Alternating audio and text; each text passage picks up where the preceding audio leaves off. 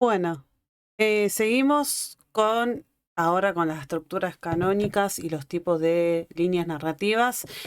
Vamos a empezar primero pensando, porque en parte uno de los laburos del diseñador de narrativa es precisamente escribir una historia, que bueno, ahora vamos específicamente bien cómo sería el tema. Básicamente, ¿qué es una historia? Es obviamente una sucesión de acontecimientos, de hechos, que es relatado por un narrador y que, bueno, que sucede en un tiempo determinado y espacio determinado. Es la definición de manual de lengua de quinto literatura que usted cualquiera encontraría. Que tiene que tener cierto tipo de elementos, el narrador, reacciones, personajes, espacio-tiempo, etcétera, etcétera. Ahora, no es lo mismo, y esto por favor necesito que lo queden en claro, no es lo mismo la historia que la narrativa. Por eso, del mismo modo, muchas veces se aclara que, y creo que ya se los he aclarado a ustedes, que no es lo mismo un guionista de videojuegos que un diseñador de narrativa. Un diseñador de narrativa puede escribir guiones de videojuegos y puede escribir la historia de lo que ocurre en el juego, sí, obvio, de hecho es una de sus tareas, pero no es la única. Por eso, ustedes quizás le habrán extrañado que yo arranqué, no arranqué por la parte en sí, estoy así, arrancamos con la estructura básica de los 3 actos, que ahora vamos a un poco a repasarla. Pero después nos fuimos por otras cosas, por eso yo después les pedí que vieran el world building, vieran cómo está armado ese mundo, cómo estaba compuesto, qué ambientes había, un poco de la historia de ese mundo. Porque incluso antes, de escribir la historia de lo que ocurre en el juego, hay que armar un poco el espacio y el lugar y el tiempo en el cual ocurre esa historia. Si vos no tenés una buena base en el cual vos sabés bien cómo es tu mundo ficticio, qué pasó, qué personaje hay, eh, qué acontecimiento histórico importante hubo en ese mundo ficticio, qué ambiente, qué escenario hay, medio que la historia la vas a estar escribiendo en la nada, en el aire, y no vas a tener algo concreto en el cual contextualizar bien tu historia. Entonces, bueno, por eso quería hacer esta aclaración. Por un lado, la historia es la información que se le presenta al jugador dentro del juego. Es todo lo que transcurre, todo lo que le pasa al personaje en el juego. Hay juegos que tienen más historias, más capacidad de contar una historia que otro que quizás está más orientado a lo lúdico o a la acción. Ahora, la historia es eso, es todo lo que vos vas a vivir dentro del juego, todo lo que te va a pasar, las decisiones que vas a tener que tomar dentro del juego. Y la narrativa son cada uno de los diferentes mecanismos que vos utilizás para mostrar la historia. ¿Sí? Por eso yo insistí muchísimo en que primero desarrollaran el world building.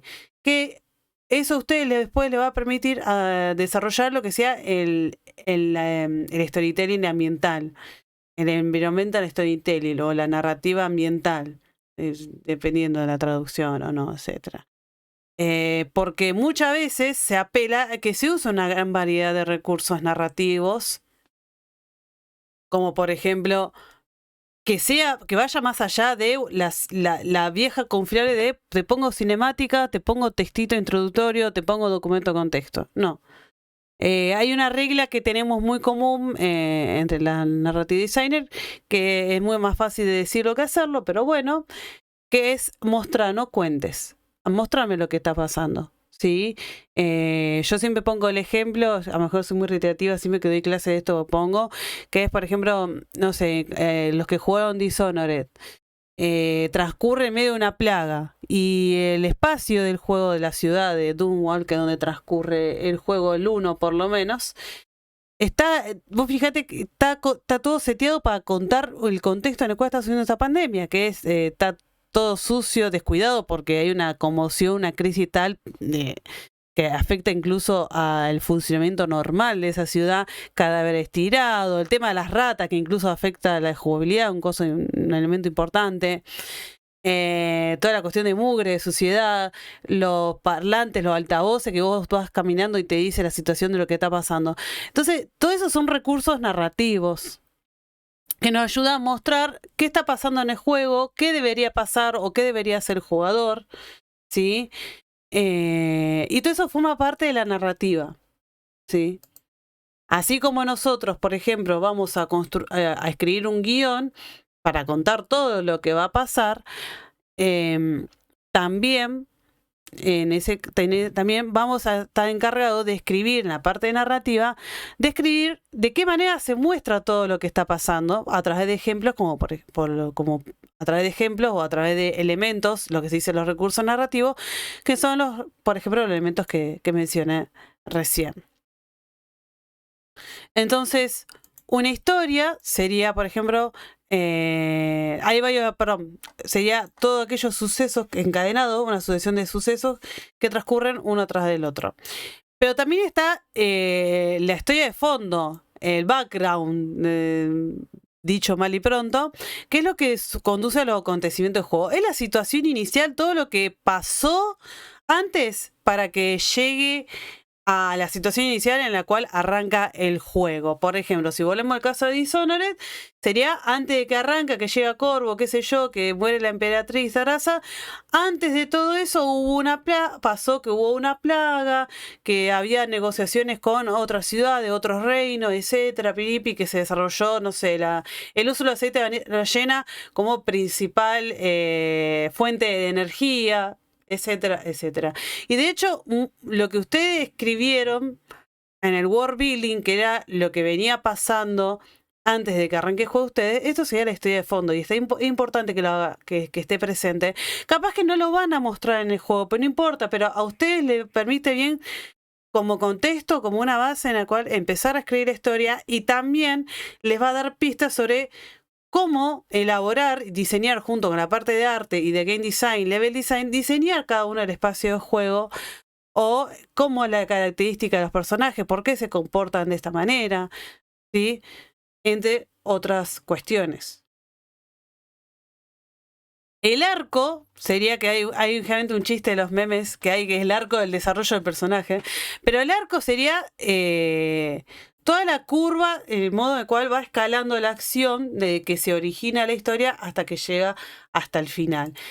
De hecho, la acción se va a volver cada vez más intensa porque la idea es que vaya escalando para ir mantener enganchado al lector, o en este caso al jugador, y que después vaya incendiando, cosa que si el jugador venía muy manija, pisteando como un campeón a los tiros, bueno, vos les vas dando a entender con ese descenso de la acción de que está llegando al final del juego. ¿Sí? Y de hecho, mucho, por ejemplo, si ustedes consumen críticos de cine, qué sé yo, como el caso de, no sé, Jordi Maquiavelo, que eso pasa mucho con las películas también, a veces pasa que cuando no se desarrolla bien el arco de la acción, que por ejemplo venía un momento de mucha acción y después calma, si no está bien implementado y no tiene un sentido narrativo, puede resultar un poco, puede trastocar un poco y puede sacudirse un sacudón y hacerle ruido al espectador o al jugador. Hay, ¿cómo se llama? Hay excepciones, hay gente que no lo hace, o que lo hace de manera totalmente distinta, o te mete un momento de acción frenética que escala y después te das un sacudón, pero lo implementa bien. Entonces, pero hay que tener cuidado, si uno está recién arrancando, es mejor seguir la vieja confiable de hacer el arquito de la acción que va escalando y después baja a medida que se acerca al final. El ritmo también, y eso es algo que muchos críticos del cine, por ejemplo, critican, valga la redundancia, no se me ocurrió otro sinónimo, de muchas películas, el tema del ritmo, que te mete, por ejemplo, muchísima acción o muchísimos momentos frenéticos y no te da pausas, o la famosa película que es un bodrio, que pasó 1 hora y no ocurrió nada interesante, ni un detonante, ni nada, y vos decís, che, que estás viendo, o la típica conversación, no sé si a ustedes les pasó con amigos, la de, che, estoy viendo esta serie, uy, mira, la empecé, el primer capítulo me enganchó, no, pero espera porque se pone buena el capítulo 5, no, no. Yo en mi caso no, o sea, obviamente eso difiere, ya sea un videojuego, una película o una serie. Pero si vos no podés administrar bien el ritmo, le mandás algo bien frenético o algo bien movilizante y que esté bien intercalado con escenas más de tranquilidad que permita, bueno, bajar un poco los ánimos y bajar un cambio hasta que haya otro pico de acción o otro pico de algo importante, medio que o va a embolar o la persona se va a perder. Eh, y bueno, y el clímax, que en el caso de los videojuegos se podría decir que es cuando el jugador llega al jefe final y bueno, y tiene esa batalla final, que el jefe generalmente es el enemigo más fuerte que ha tenido a lo largo, en todo el juego, y que aplica todo lo que aprendió a lo largo del juego, aplica todas las de desbloqueo de mejoras de armas que ha tenido, y etcétera. Bien. Repasemos un poco la estructura de los 3 actos, porque lo vamos a tener muy presente para desarrollar el guión. Ustedes ya implementaron en sus proyectos esta estructura, lo cual está genial porque al hacer eso ustedes les permite entender cómo es la situación inicial, cuáles son los puntos detonantes de, que desencadena la historia del juego y que incluso sería lo que moviliza al personaje a hacer lo que tiene que hacer y a vos como jugador a, bueno, acompañar al personaje y decir tenés que hacer esto. Y bueno, y cómo termina. Y lo importante es que también tengan ya pensado cómo termina la historia del juego y cómo se llega a ese final para que no quede descolocado, con respecto al resto de la historia.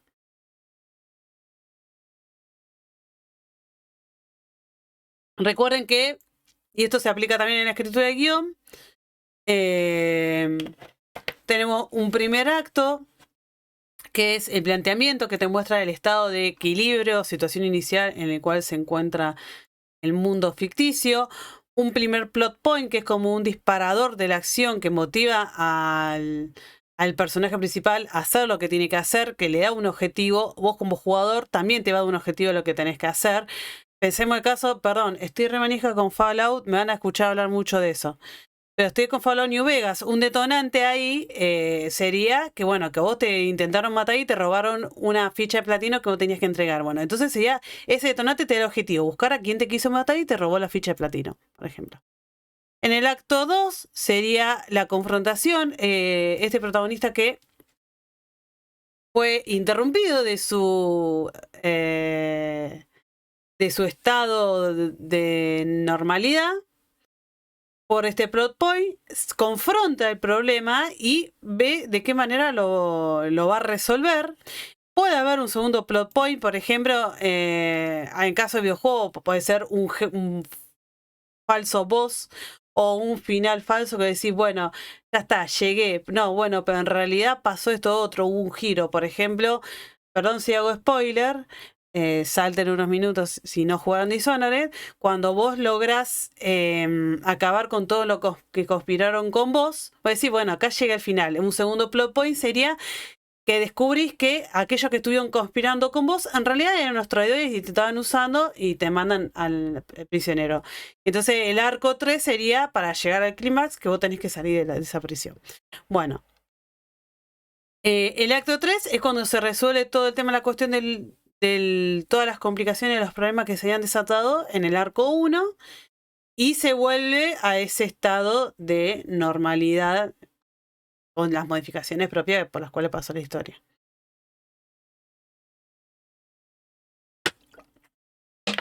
Entonces, el acto 1 sería esa situación inicial en el cual ustedes esa situación inicial la plantean con la historia del background, que es decir, todo lo que estuvo pasando hasta el inicio de la historia.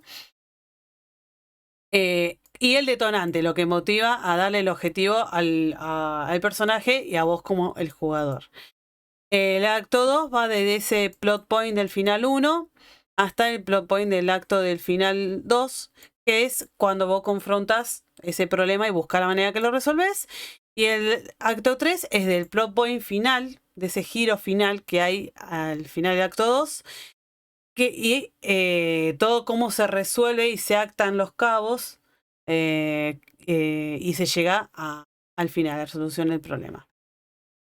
Recordemos que el acto 1 tenés que presentar a los personajes principales, la premisa dramática, tenés que mostrar la situación inicial, tenés que crear situaciones, escenas que vos te dan pistas sobre cómo son los personajes, cómo se desarrolla el mundo, cosa que vos después te sea lógico ver cómo actúa el personaje y cómo interactúa con ese mundo ficcional, que no sea algo tirado de los pelos, que se pueda producir lo que se denomina esa suspensión de la incredulidad. Eh, y ya te va dando pistas de lo que va a pasar a continuación. Por ejemplo, si vos tenés, no sé, un guerrero que es muy sanguinario, muy salvaje, y vos empiezas el acto 1 y te cuenta que el tipo estuvo en mi batalla, qué sé yo, y resulta que le secuestran a la hija, y vos te plantearon, te hicieron todo este background de personaje, y vos te ves venir que en el acto 2 el tipo no va a ir precisamente a parlamentar y a utilizar la diplomacia. No, vos te esperás que en el acto 2 te ves venir que el tipo va a entrar, va a ir matando uno por uno a cada una de la gente que secuestró o que mató a la hija, poner este caso. Ponele, ¿no? En cambio, si vos ves que, por ejemplo, el tipo, pongamos el caso que el plot point es que secuestran a la hija, el tipo tiene que rescatarla. Si el tipo va ahí hablando, decir, che, pone charla de corte, que va negociando, che, vos sabés dónde.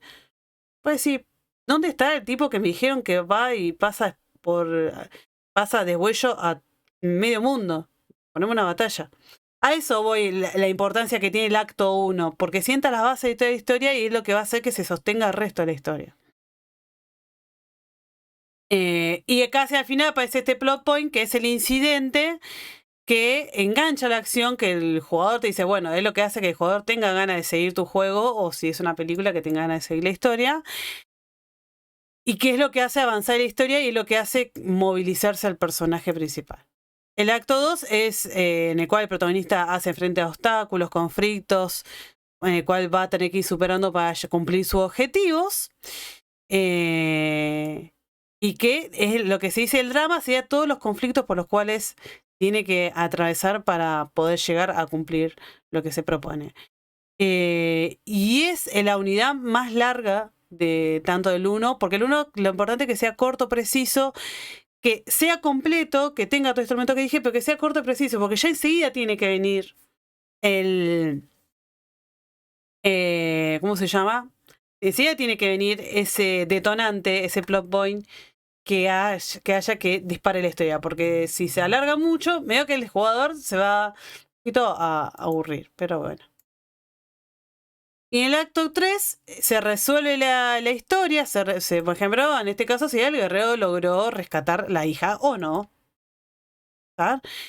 Tiene que saber cómo termina, no tiene que dejar cabos sueltos. Por ejemplo, si la secuestraron 4 personas y el tipo solo mata a 3, voy a decir, che, ¿qué pasó con esa cuarta persona que no la confrontó ni siquiera? Por eso, algunos guionistas como Seafield reconsejan primero arrancar por el final, porque vos ya sabes un poco cómo orientar el acto 1 y cómo encaminar la historia.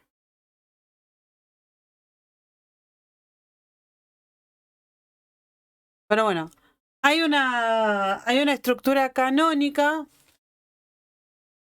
que es muy clásica, lo habrán visto seguro en infinidad. El ejemplo más conocido es en el caso de Star Wars, porque es específicamente todo el viaje que hace Luke Skywalker de episodio 4. Que es, o por ejemplo, también se podría decir que puede aplicar para el caso de, ¿cómo se llama? De Frodo, en El Señor de los Anillos. Y ahora vamos a ver por qué. Y es el viaje del héroe. Seguramente lo habrán escuchado 500 veces. Está basado en un libro de Joseph Campbell, que escribió en 1949, que es El héroe de las 1000 caras. Un libro ya, obviamente, si bien tiene sus años, es viejísimo, etcétera, sigue siendo hoy en día, se da como referencia en lo que sería narrativa, en lo que sería las estructuras canónicas o las estructuras literarias, porque es una fórmula que no falla, es una fórmula clásica. Es la famosa, la vieja confiable del arco narrativo. Vos sabés que esto no te va a fallar.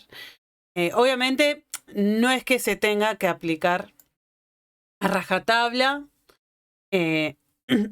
o sin hacer variaciones o sin innovar. Obviamente, la idea también se puede un poco experimentar con ello, pero es un tipo de estructura que ha funcionado muchísimo en películas para hacer un buen desarrollo de un protagonista, para también hacer un buen desarrollo de las relaciones de este protagonista porque nombra una serie de arquetipos. Pero bueno, vamos a describirlo.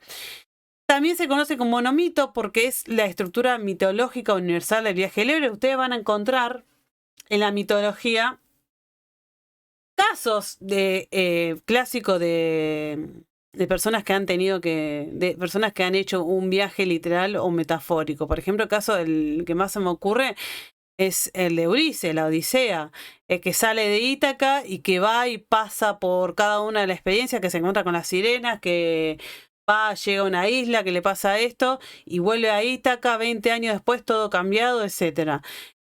Otro ejemplo que se me ocurre clásico en la historia es Dante. Dante hace un viaje que por el infierno, el purgatorio y el paraíso, y él empieza siendo de una manera que muy temeroso, etcétera, que se había alejado de Dios, que había perdido el camino, etcétera. Se encuentra con un mentor que es Virgilio, Piripi, que va siguiendo todo ese camino hasta volver a la normalidad, que es la Florencia del siglo XIV. O sea, es una estructura que se repite no solo en la mitología, sino en la literatura en general. Entonces, también aplica muchas cuestiones del psicoanálisis para ver el tema de lo simbólico, el tema de los arquetipos, porque este héroe también, así como permite esta estructura, este monomito, desarrollar el arco del desarrollo del personaje y cómo este personaje va cambiando y se va desarrollando a medida que tiene toda una travesía y que va, o sea, a través de toda su historia, que puede ser un viaje literal o simbólico. No hace falta que sea así o sí un viaje, como en el caso de Frodo, que va pasando por cada una de las partes de la Tierra Media hasta llegar a destruir el anillo. Se va encontrando con ciertos tipos de arquetipos. Y eso también te permite ver cómo el personaje, este protagonista, se va desarrollando con los diversos personajes secundarios. Con el antagonista, que puede tener un mentor. Por ejemplo, en el caso de Luke Skywalker es Obi-Wan Kenobi, que es alguien que lo introduce a este héroe, a este protagonista en esta nueva aventura, que le muestra cómo salir de esa situación, cómo adaptarse de ese paso de esa situación inicial a todo este descubrimiento que va haciendo. Por ejemplo, la persona que el cambiaformas creo que era, que en este caso para mí creo que es Han Solo, que es alguien que va cambiando, puede pasar a ser un aliado, a ser un adversario, obviamente tener los enemigos, etcétera, etcétera. Entonces es una fórmula que te permite muy bien desarrollar el arco del personaje, cómo va vivenciando su historia y también cómo se relaciona con los otros personajes que acá están representados como los arquetipos. Que eso está muy sacado también de la psicología, ¿sí? Entonces la estructura de este viaje, de este viaje del héroe, de este mito único, es, por ejemplo, primero la llamada a la aventura. Primero puede ser la cuestión de la situación inicial que se interrumpe con esta llamada a la aventura. Dentro de lo cotidiano sucede algo que llama a la acción. Por ejemplo, yo voy a usar el caso de Star Wars porque es el más clásico y es el que mejor conozco. En el caso de Luke, que vive en la granja con sus padres, que no, la verdad está embolado, si quiere ir de Tatooine, todos sus amigos se fueron, y el llamado a la aventura es bueno, que conoce a Obi-Wan, que el imperio interviene, que mata a sus tíos, etc. Ese rechazo a la llamada, que el héroe puede decir, bueno, mira, no sé, no estoy seguro, etcétera, que eso está bueno, le da un poco de realismo, no es que el héroe se va a tirar de cabeza a la aventura, al peligro. En el caso del Hobbit también, el libro del Hobbit también, en el caso de Bilbo Bolsón, que está viviendo re tranquila comarca, y viene los enanos y le dicen, che, te necesitamos a vos porque tenés cierta habilidad y tenemos que ir a recuperar nuestro reino. Y el tipo no quiere saber nada, quiere seguir con sus libros y su comida en su agujero en la comarca, y después aparece un guía, que en este caso Bilbo puede ser, ¿cómo se llama? No me acuerdo, el mago. No me acuerdo el mago, que lo convence Y el tipo después acepta y él sabe aventura y dice, bueno, estoy yendo a una aventura, etc. Este rechazo a la llamada puede ser por obligaciones, deber, inseguridades, etc. Yo creo que está bueno porque le da una dimensión más profunda, más tridimensional al personaje, ¿sí? Nos permite conocer sus miedos, sus inseguridades. Y al final hay algo que lo hace motivarse lo hace ir a la aventura. Por ejemplo, en el caso de Luke Skywalker, que mueren a sus tíos y no puede quedarse en su hogar porque lo va contra el Imperio y lo va a matar. Esta ayuda sobrenatural que aparece el guía, el mentor, que lo inicia en este mundo, por ejemplo, que lo prepara para lo que va a ocurrir, que le da elementos para protegerse. Por ejemplo, en el caso de Star Wars, Obi-Wan cuando le da el sable láser a Luke. El primer umbral, que sea cuando ingresa en la realidad del campo de la aventura, cuando se empieza estando en un terreno desconocido, donde no se desconoce, donde no sabe bien dónde está parado, ¿sí? Bueno, hasta acá, hasta el primer umbral, o por ejemplo, o hasta la llamada a la aventura, o la aparición del guía, hasta el punto 3 o 4, se podría decir que está el acto 1, porque te muestra toda la escena inicial, el llamado a aventura sería como el disparador, el plot point, y como después ya cuando se va, cuando ya decide embarcarse a aventura, ya ahí termina el acto 1. Todo lo que va del acto 1 hasta, del punto 4 al punto 13, se podría decir que es, del punto 4 hasta el punto 10, sería el acto 2. Fíjense que es la parte más larga del acto 2. Por ejemplo, si yo trato de, vamos a pensar, de superponer la que sea la estructura de los 3 actos con el viaje libre. El primer acto podría ir del punto 1 al punto 3 o 4. Vieron que es cortito, conciso. Enseguida ya sale la acción. El acto 2 y el punto 4 al punto 10 se podría hacer, ocupa la mayor parte del arco, es el más largo porque muestra todos los conflictos que tiene que superar el protagonista. Y el punto ya del 11, por ejemplo, al 17, ya sería el acto 3, que ahora lo vamos a ver bien. La quinta etapa sería en el vientre de la ballena, que es la separación final del yo, de esa situación inicial, de esa persona que era el protagonista antes del llamado a la aventura, y la metamorfosis que empieza a tener. Por ejemplo, Luke cuando ya empieza a tener cierto entrenamiento para convertirse en un Jedi. Las pruebas, ¿sí? Que esto forma parte también del acto 2, cada uno de los distintos grados de iluminación, cómo va descubriendo poderes, privilegios. En este caso, por ejemplo, en el caso de los videojuegos sería cuando nuestro personaje va desbloqueando nuevas armas, nuevas habilidades. El encuentro con la diosa sería más o menos cuando se compromete con la acción y sabe lo que es la entrega, ¿sí? Por ejemplo, en el caso de Star Wars, Luke, cuando dice, bueno, me tengo que ir, yo ya sé que me tengo que ir a mandarme a destruir la Estrella de la Muerte porque sé que voy a poder salvar a mis amigos, voy a poder salvar a esta nueva causa que ahora sé que es el tema de los rebeldes. La tentación, por ejemplo, en el caso de Star Wars, clarísimo, sería cuando Luke se encuentra con Darth Vader y él empieza a tentar para irse al lado oscuro. Todas las cuestiones que tientan al héroe para que abandone su misión. La consagración, que es cuando se enfrentan a estas tentaciones, que es cuando ya termina de su formación y ya, o termina de ser iniciado y ya deja de esa etapa inicial en la cual se encontraba.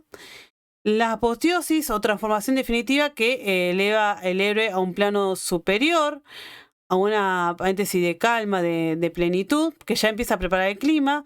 El don final, que es cuando, en este caso, todos los pasos previos que sirvieron para preparar al héroe para este momento, ¿sí?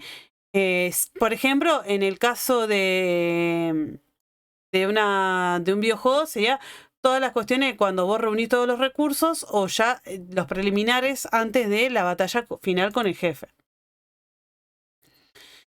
La negativa a regresar, que después de encontrar la felicidad y la iluminación en otro mundo, el héroe duda, descree, rehúsa volver al mundo ordinario. El vuelo mágico sería, debe escapar con el don conseguido, que debe huir de dioses a peligro. Eso es muy propio de la mitología. Por ejemplo, en el caso del Hobbit, sería cuando Bilbo tiene que regresar a la comarca después de todas las cosas que vivió y dice, bueno, ¿cómo hago para volver a vivir mi vida normal después de todo esto que viví? Que, bueno, ¿cómo hago para acordarme de los enanos que murieron, que se hicieron mis amigos, etcétera? El rescate externo, así como había necesitado iniciar de guía para comenzar la aventura, necesita asistente, ¿sabes? Para iniciar retorno, todo lo que te permite volver a tu situación inicial. El umbral de retorno, que es la conservación de la sabiduría adquirida en la búsqueda, por ejemplo, en el caso de Bilbo, cuando vuelve, todo lo que aprendió, cómo lo describe en el libro, cuando describe sus memorias, que eso se ve en el Señor Anillo, y cómo usa toda esa sabiduría. Y en ese caso también, por ejemplo, podría ser, en el caso de Bilbo, cuando se queda con el anillo que se lo arrebató a Smaug.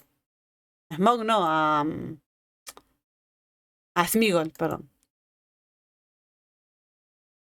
Y el maestro del mundo, el héroe busca un equilibrio entre materia espiritual y logra sentirse pleno y tiene la libertad para vivir, que vive tranquilo. Por ejemplo, en el caso de Frodo, cuando ya derrotó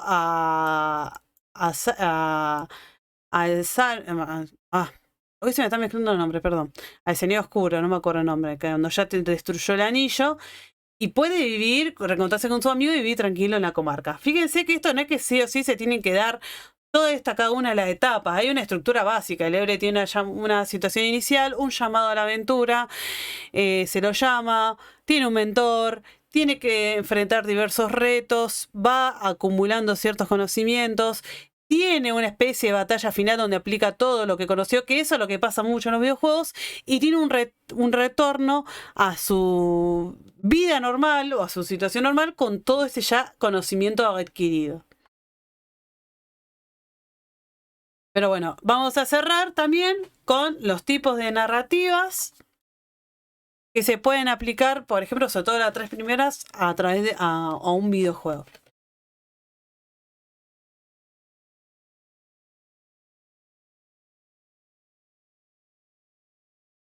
Con el tema del surgimiento del hipertexto, y sobre todo con el tema del surgimiento de los videojuegos, sobre todo que permite con la complejización desarrollar nuevos tipos de narrativa, hubo diferentes formas. Por ejemplo, la lineal, que es la clásica, vieja y confiable de va a un punto A, un punto B y tiene un solo final. La ramificada, que es muy similar a lo que pasa con los libros de Elige tu propia aventura o ciertos tipos de juegos con toma de decisiones, como el caso de Detroit Become Human, que, como le mencioné en la parte anterior de la clase, muestra un árbol con todas las decisiones que fuiste tomando. ¿Por qué? Porque la ramificada abre una historia con diferentes caminos, con diferentes bifurcaciones, según las decisiones que tome el jugador. Y aunque hay diversos momentos dramáticos clave que son siempre los mismos, se puede llegar a ese momento de manera diversa. Por ejemplo, esto va a ser un spoiler, pero en Detroit Become Human, en un momento, uno de los protagonistas, que es una máquina, son los tres una máquina, tipo termina metido en medio de una rebelión de seres humanos sintéticos, de androides, que la termina liderando.